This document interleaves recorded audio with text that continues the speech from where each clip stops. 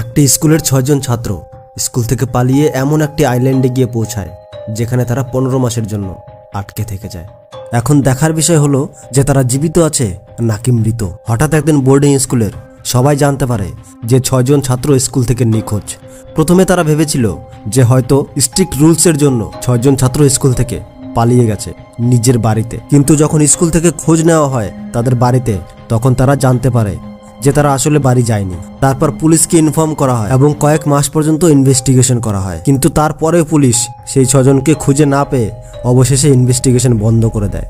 কাহিনী শুরু হয় ১৯৬৫ সালে, যখন টোঙ্গা শহরের একটি বড় বোর্ডিং স্কুল থেকে ৬ জন ছাত্র নিখোঁজ হয়ে যায়। আপনি হয়তো জানেন বোর্ডিং স্কুলের সব ছাত্রদের সকালে টাইম মতো উঠতে হয়, রুলসের মধ্যে থেকেই দৈনন্দিন কাজ সম্পূর্ণ করতে হয়। আর এই সব রুলস থেকে স্কুলের ৬ জন ছাত্র অনেকটাই অধৈর্য হয়ে পড়েছিল। সেই ৬ জনের নাম ছিল সাইন, স্টিফেন, গোলো, ডেভিড, লুক এবং মনো।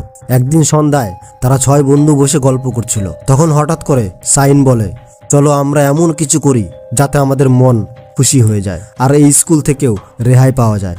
তখন তারা ডিসাইড করে তারা আইল্যান্ডে ঘুরতে যাবে, কিন্তু তাদের কাছে স্কুল থেকে বাইরে যাওয়ার কোনো রকম পারমিশন ছিল না।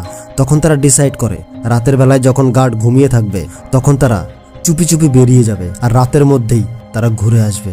আর তারা ডিসাইড করে তারা ফিজি আইল্যান্ডে যাবে, যেটা কিনা টঙ্গা থেকে ৮০০ কিলোমিটার দূরে ছিল। কিন্তু তাদের কাছে কোনো রকম বোট ছিল না আর তাদের কাছে এত টাকাও ছিল না যে তারা নতুন বোট কিনবে। তারপর তারা ডিসাইড করে যারা মাছ ধরে সেই জেলেদের বোট নিয়ে যাবে আর সকালে বোট আবার সেই জায়গায় রেখে দেবে।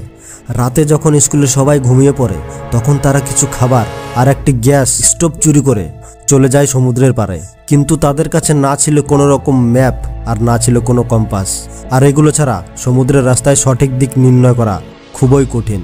তারপর তারা বোর্ডে করে সমুদ্রের ভেতরের দিকে প্রবেশ করতে থাকে এবং কিছুক্ষণ পরে তারা সবাই ঘুমিয়ে পড়ে। কিন্তু কিছুক্ষণ পরেই সমুদ্রের তুফান আসে আর তাদের সবার ঘুম ভেঙে যায়। তারা চেষ্টা করে বোটকে কন্ট্রোল করার, কিন্তু তারা ব্যর্থ হয়। কিছুক্ষণ পরে যখন সমুদ্র শান্ত হয় তখন তারা সামনে একটি বড় আইল্যান্ড দেখতে পায়, বাংলায় যাকে দ্বীপ বলা হয়, যেটা দেখার পর তারা সবাই খুশি হয়ে যায়। তারপর তারা কোনো রকমভাবে সেই আইল্যান্ডে গিয়ে পৌঁছায়, কিন্তু সেই আইল্যান্ড অনেকটাই উঁচু ছিল, যার কারণে তারা উপরে উঠতে অক্ষম হয় এবং তারা আইল্যান্ডের নিচের অংশে রেস্ট করার জায়গা খুঁজে নেয়। কিছুক্ষণ রেস্ট করার পর আইল্যান্ডের উপরের দিকে ওঠার চেষ্টা করে, কিন্তু তারা আসলে যে আইল্যান্ডে গিয়ে পৌঁছায় সেটি ছিল আটা আইল্যান্ড, যেটা কিনা ফিজি আইল্যান্ড থেকে ৭৮৯ কিলোমিটার দূরে ছিল। তাদের কাছে তখনও সবকিছু নর্মাল মনে হচ্ছিল আর তারা ভাবছিল যদি এই আইল্যান্ডের কাছ দিয়ে কোনো বোট যায় তাহলে তারা হেল্প চাইবে আর তারা আবার সেই বোর্ডিং স্কুলে পৌঁছে যাবে। কিন্তু জায়গাটা এতটাই শুনশান ছিল, তারা সাহায্যের জন্য অপেক্ষা করতে করতে সারা রাত পার হয়ে যায় আর তারা খিদের জ্বালায় ছটপট করতে থাকে। আসলে খাবার না খেয়ে মানুষ ৫ থেকে ৬ দিন বেঁচে থাকতে পারে, কিন্তু জল ছাড়া কেবলমাত্র ৩ দিনেই একটি সুস্থ লোকের মৃত্যুর জন্য যথেষ্ট। কিন্তু তাদের আশেপাশে কোথাও খাওয়ার জল না থাকার কারণে পিপাসায় তাদের গলা শুকিয়ে যাচ্ছিল। ঠিক তখনই তাদের মধ্যে একজন একটি পাখির বাসা দেখতে পায় আর সেই বাসায় কিছু ডিম দেখতে পায়, আর সেই ডিম খেয়ে তারা জলের পিপাসা মেটানো শুরু করে। আর পাখি ধরে ধরে তারা পাখির কাঁচা মাংস খেয়ে নিজের খিদা মেটাতে শুরু করে, কারণ তাদের কাছে কাঁচা মাংস খাওয়া ছাড়া কোনো উপায় ছিল না, কারণ তাদের বোট আর গ্যাস সেই রাতেই সমুদ্রে ভেসে যায় যেদিন তারা আইল্যান্ডে পৌঁছায়।